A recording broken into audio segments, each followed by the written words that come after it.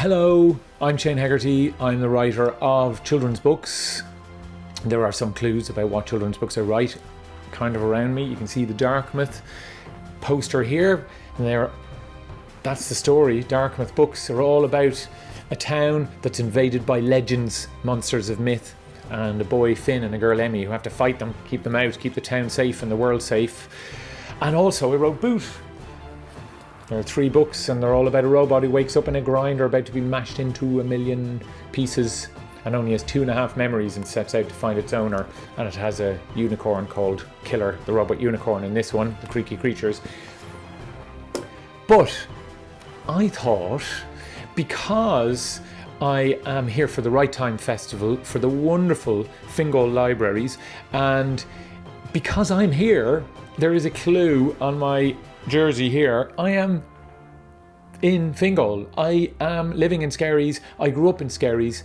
I was inspired by everything around me, and from SKERRIES, from Lochshinny, from Swords, from Donabate, from Portrane, from Malahide, from everywhere all around Fingal, all these fantastic towns. This is where I grew up, and this is what fed my imagination. Going to my local library here in SKERRIES, giving me all these stories, and then trying to imagine how I could write my own stories using the world all around me. Because sometimes we might think we have to come up with amazing stories and places using only our amazing powers of imagination. But you know, these great ideas and these great places are all around you. And I often, when I'm thinking of an idea and trying to think of where I'll place it, all I do is I have a look out the window and I try and use the things that are all around me. So when you're writing your stories, this is a really good thing to do. If you're sometimes stuck for somewhere, you could use your own town.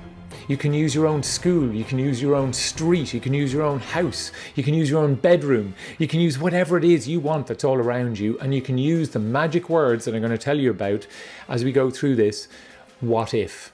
What if something happened in your town, on your street, with your friends, while you're playing football?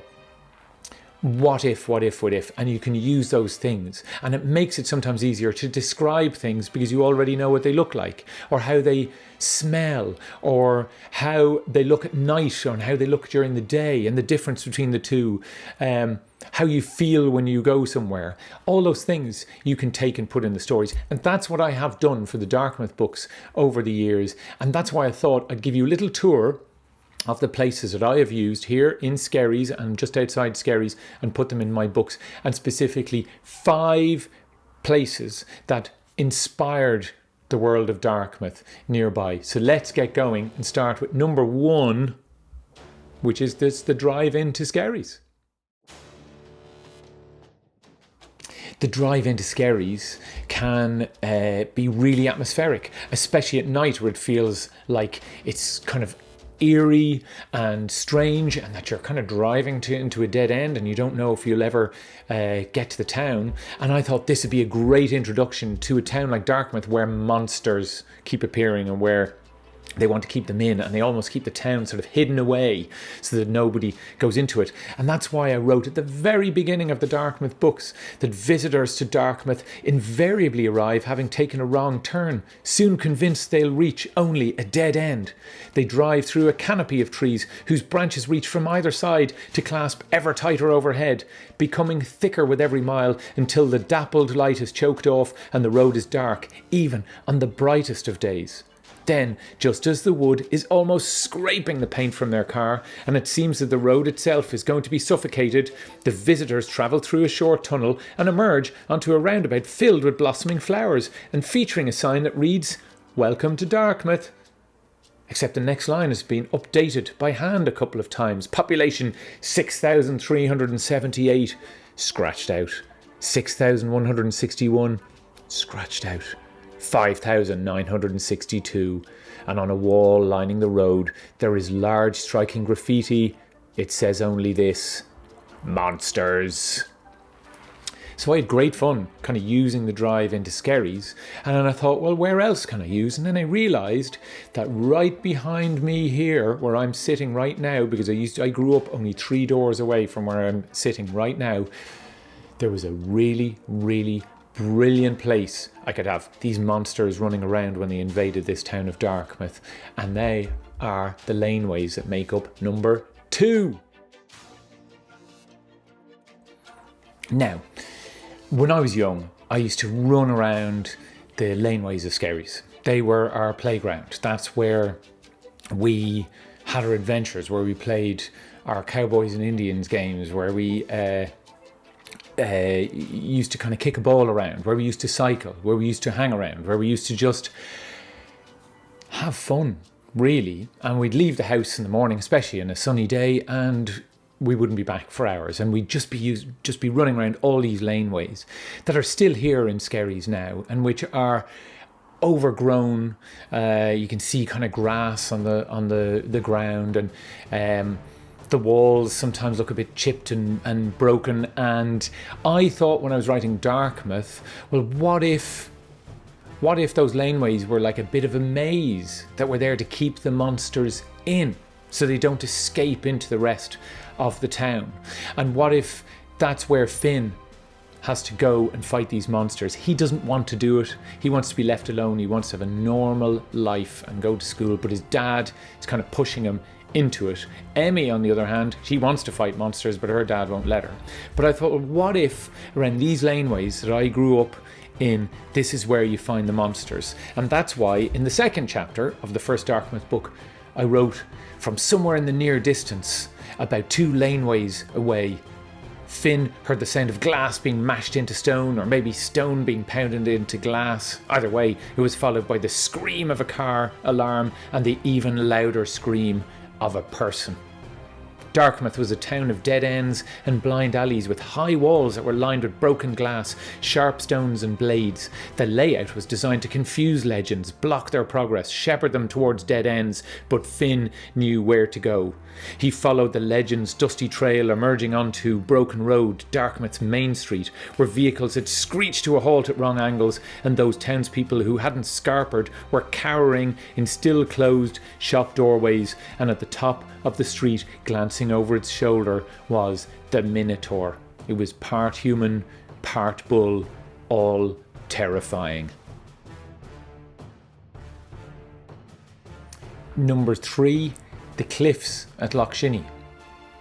Now, if you've ever been to Loch Shinny, you'll know that there are really amazing cliffs there. And not only are they just kind of really tall and really dramatic, but actually they sort of fold in on themselves. They look really, really strange. They look like they're about to sort of collapse down. And it's, I don't know anything about rocks and rock signs and all that stuff, but apparently they're really kind of cool rocks, and they're really kind of unusual rocks and really unusual cliffs. So that's all part of it, the way that they look. And we love going up there as a family and sort of walking those cliffs. And there's beautiful horses up there, and there's a big Martello Tower, and there's all sorts of stuff. Anyway, so you should go and visit, is what I'm saying. But I just thought they were really cool, and really cool things that could be at the edge of Dartmouth to keep the monsters in, that you'd have these big cliffs and kind of hills all around the town that would keep those monsters in. And I can't really kind of read too much about the cliffs, because big dramatic things happen at the cliffs. But I thought what I would do is read a little bit from where we first kind of see the cliffs coming into what is the second story, Worlds Explode, Dartmouth Worlds Explode, this amazing green cover. The sun crept... Oh, by the way, we're meeting a woman and her dog going for a walk. The sun crept into Dartmouth, and an early summer breeze travelled across the sea, tickling the low waves that ran up to the raggedy shoreline and warming the fat rocks that littered the small crescent of beach at the town's southern edge. Reaching the wide mangled cliffs that separated Dartmouth from the rest of the world, the breeze rose up until it ruffled the grass lining the top. A basset hound scampered across the stony beach, stopping briefly to sniff a pebble, pee on it, then move on again. Yappy! The animal's owner, Mrs. Bright, scrambled after it, struggling to keep her footing on the shifting layer of stones. Yappy! Come back, Yappy, you stupid animal!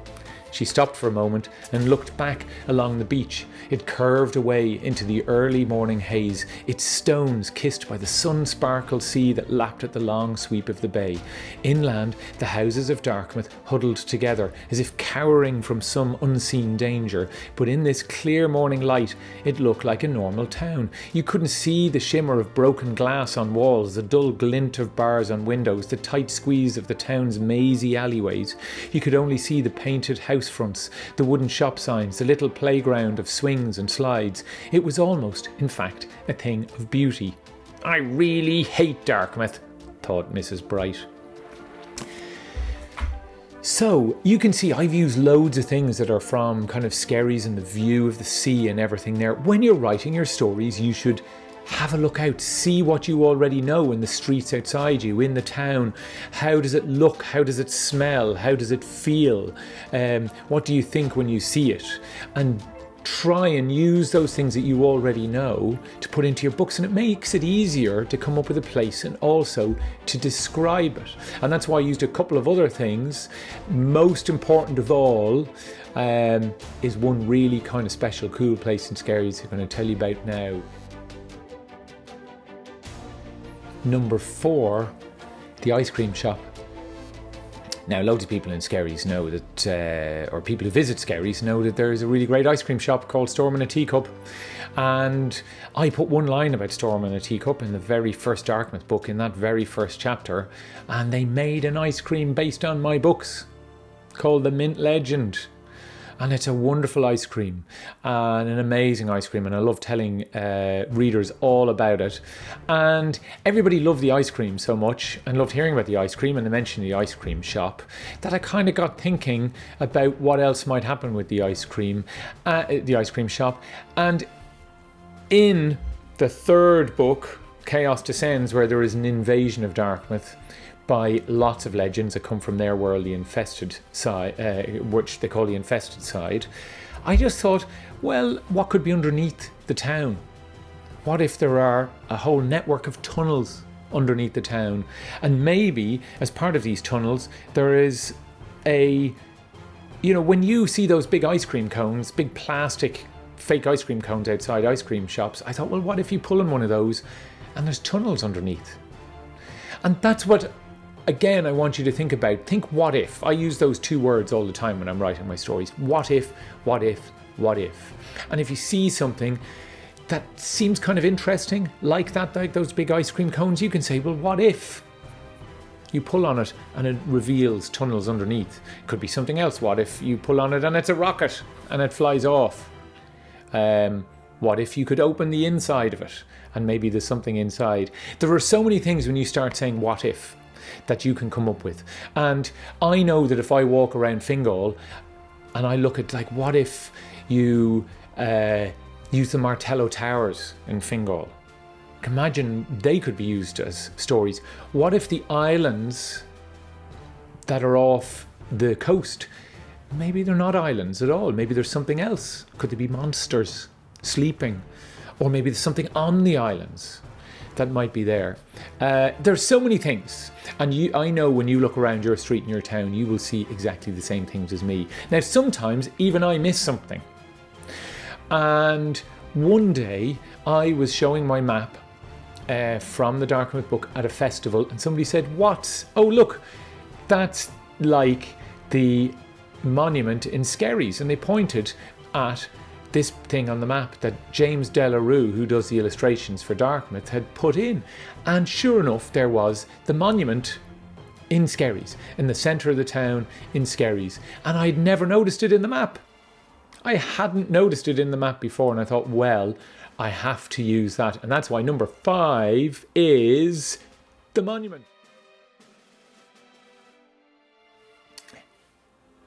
There it is, the monument in Skerries. And it seems kind of like an ordinary enough thing, just what they call an obelisk is the shape. And it's been here for a long time, well over 100 years, maybe 150 years. But it's sort of just there in the middle of the town. And sometimes you have to use your imagination to say what could be inside that, or what might be underneath. And as I mentioned earlier with the ice cream, the tunnels become a big part of the third Darkmouth book, Chaos Descends. And Finn doesn't even know that they're there until himself and Emmy go down and discover them, and his dad tells them all about them. Tunnels, said Finn, making out the shape of the corridor curving away from them. Very old tunnels, said Hugo, Finn's dad. 200 years old, in fact. There was an incident before that when lots of legends invaded Darkmouth, and the entire population tried to hide in one farmer's cowshed, but there wasn't room for everyone, even after they kicked both the cow and the farmer out. So they built these. The idea was that the population of Darkmouth could hide in here until a battle was over and the all clear was given. So if you can imagine what's underneath your town, or what's in the old derelict building that you might pass every day. I've used my school in the books. I've used all sorts of things in the books, and I have great fun coming up with these ideas based on what's all around me. And I love using my imagination in that way.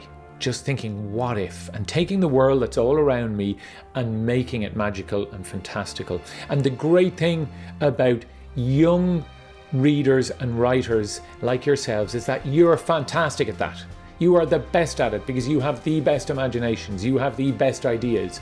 And when you run around, you're often using your amazing imaginations all the time, imagining that the world is different. Maybe when you run out onto the green in front of your house, you're imagining it's an alien planet.